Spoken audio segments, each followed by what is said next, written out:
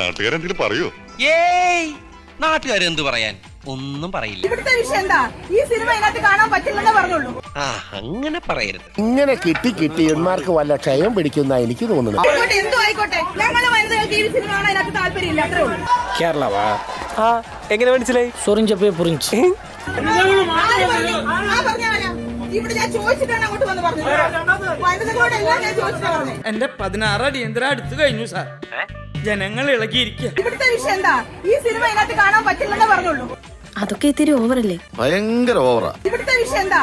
ഈ സിനിമ ഇതിനകത്ത് കാണാൻ പറ്റില്ലെന്നേ പറഞ്ഞുള്ളൂ. മനുഷ്യ എന്തൊക്കെയാണെങ്കിൽ ഇങ്ങനെയൊന്നും പറഞ്ഞോളൂ കേട്ടാ, ദൈവത്തിന് നിരക്കൂല.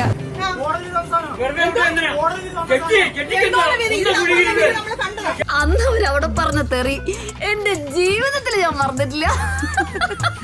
അല്ലടാ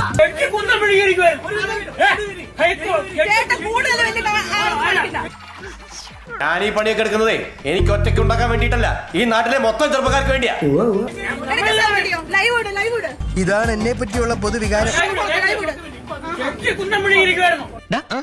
കിട്ടിയാ? ഇല്ല, ചോദിച്ചു വാങ്ങിച്ചു. പോവാ. നിങ്ങൾ കൂടുതലായിരിക്കും മര്യാദക്ക് സംസാരിച്ചാൽ മതി. ദിലീപിന്റെ ആളാകാൻ നോക്കണ്ട. ഈശ്വര, ഇതൊക്കെ എന്റെ തലയിലാവൂലോ. ദിലീപിനെ പോലാകാൻ നോക്കണ്ട കേട്ടോ. നിങ്ങളൊക്കെ പാവങ്ങളാ, ഞാൻ മാത്രമുള്ളൂ ദുഷ്ടൻ. ഞാൻ ഇന്നലെ ഫാമിലി ആയിട്ട് കേശവദാസപുരത്ത് നിന്ന് അടൂരിയൊക്കെ വരികയായിരുന്നു. സീറ്റിലിരുന്ന് കഴിഞ്ഞപ്പോൾ മോൻ പറഞ്ഞു, അമ്മേ ദേ ആ വഷളന്റെ സിനിമയാണല്ലോ ഇതിനകത്ത് ഇട്ടേക്കുന്നതെന്ന് ചോദിച്ചു. ദിലീപിന്റെ പറക്കുന്നടി എന്നുള്ള സിനിമ ഇട്ടേക്കുന്നു. ഈ സിനിമ കണ്ടുകൊണ്ടിരിക്കാൻ എനിക്ക് ബുദ്ധിമുട്ടുള്ളത് കൊണ്ട് ഞാനിത് കണ്ടക്ടറോട് അറിയിച്ചു.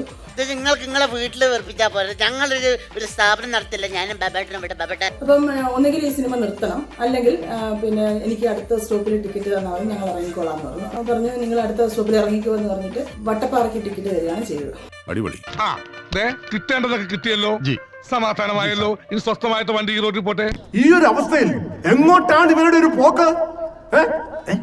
സബ്സ്ക്രൈബ് ചെയ്തിട്ട് വരാം.